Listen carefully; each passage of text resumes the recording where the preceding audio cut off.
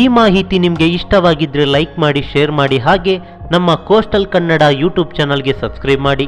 ನಮ್ಮ ಹೆಚ್ಚಿನ ಅಪ್ಡೇಟ್ಸ್ಗಳಿಗಾಗಿ coastal network Instagram page ಹಾಗೆ ಫೇಸ್ಬುಕ್ ಪೇಜ್ಗೆ ವಿಸಿಟ್ ಮಾಡಿ. ಧನ್ಯವಾದಗಳು.